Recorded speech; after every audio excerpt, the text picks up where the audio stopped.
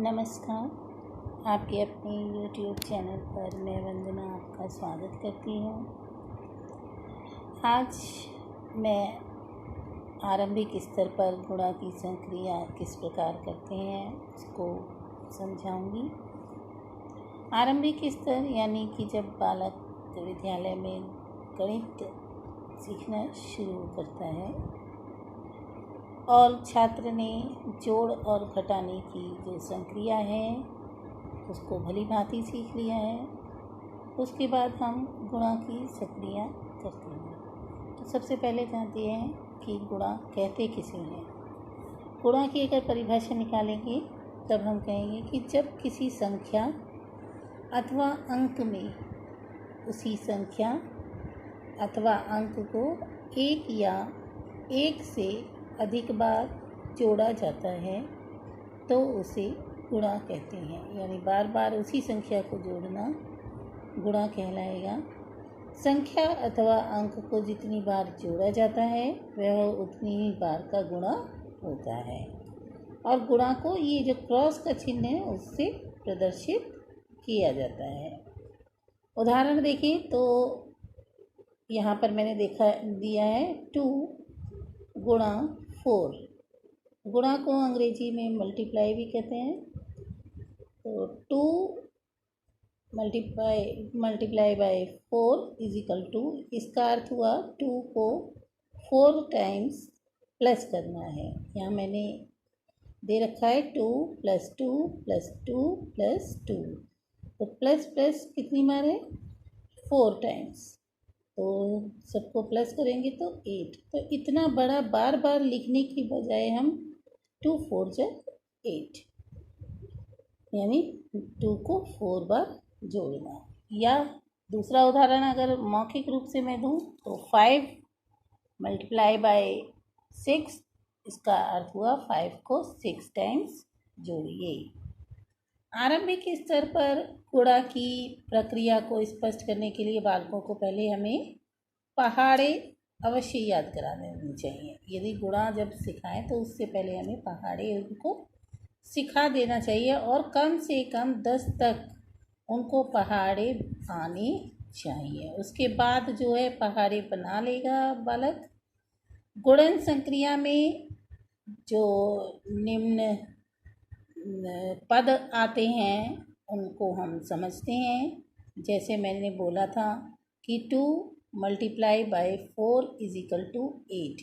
तो 2 4 8 ये 3 पद इसमें आते हैं। तो इनको कहते क्या है, गुण्य, गुणक और गुणनफल।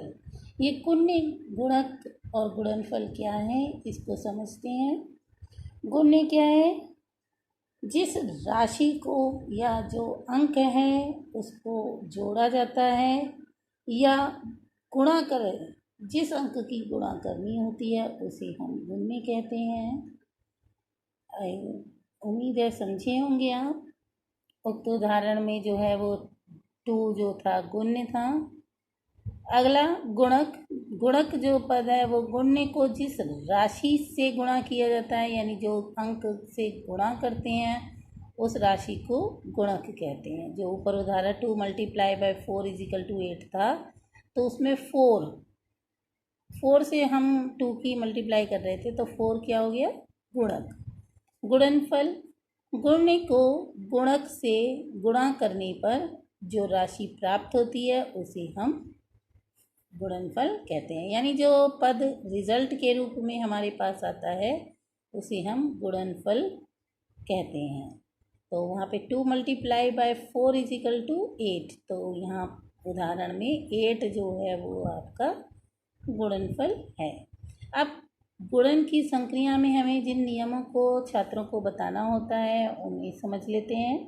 पहला नियम है कि किसी संख्या को 0 से गुणा करने पर गुणनफल 0 ही होता है। तो यदि कोई भी संख्या हो हम उसे 0 से गुणा करेंगे तो हमें 0 प्राप्त होगा।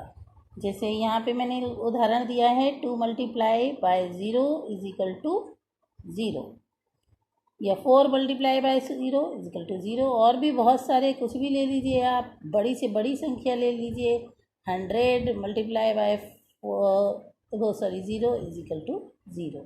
तो 0 से हम किसी भी अंक को गुणा करेंगे तो गुणनफल जो है वो 0 हो जाता है।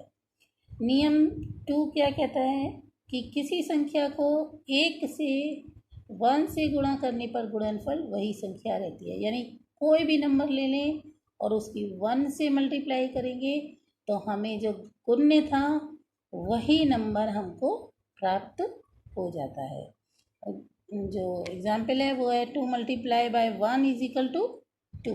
तो 2 की मल्टीप्लाई कर रहे थे 1 से तो आंसर 2 यानी वही नंबर होता है। कितना भी बड़ा ले लीजिए, 99 multiply by 1 is equal to 99।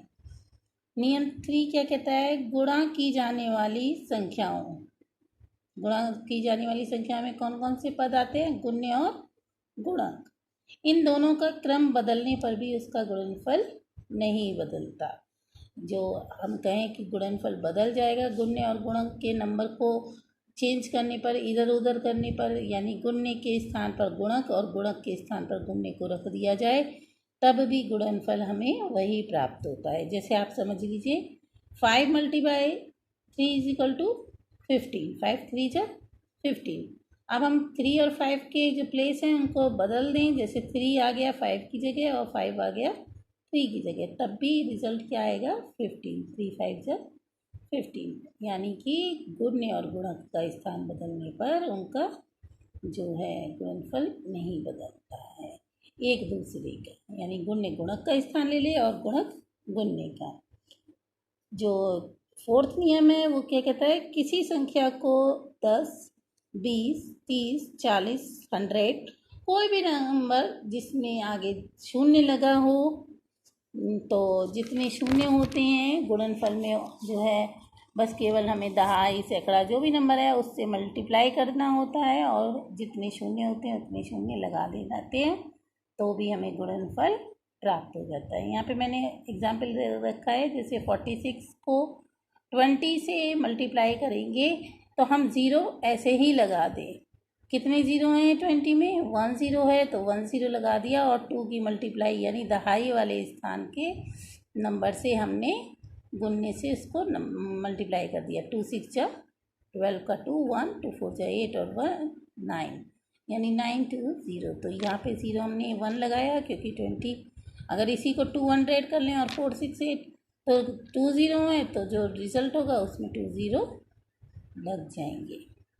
नियम 5 क्या कहता है, यदि दो भिन्न भिन्न गुणकों को एक ही गुणक से गुणा करके प्राप्त गुणनफलों का योगफल ज्ञात करना हो तो उस गुणनफल के बराबर, तो यह योगफल उस गुणनफल के बराबर होता है जो दोनों गुणाओं के योगफल को उस गुणक से गुणा करने पर प्राप्त होता है। इसको उदाहरण से समझिए नियम 5 को, कि पहला गुण्य यानी कोई भी नंबर ले लीजिए जिसकी गुणा करनी है, मल्टीप्लाई कोई गुणक, कोई भी गुणक ले लीजिए, प्लस यानी अब इसमें हम कोई दूसरी मल्टीप्लाई को जोड़ें प्लस दूसरा गुण्य मल्टीप्लाई बाय वही गुणक जो हमारा पहले गुण्य में था उसी गुणक को रख लें, तो हमारा जो रिजल्ट होगा वो पहला गुण्य प्लस दूसरा गुण्य मल्टीप्लाई बाय जो गुणक था, तो वह रिजल्ट प्राप्त हो जाएगा। जैसे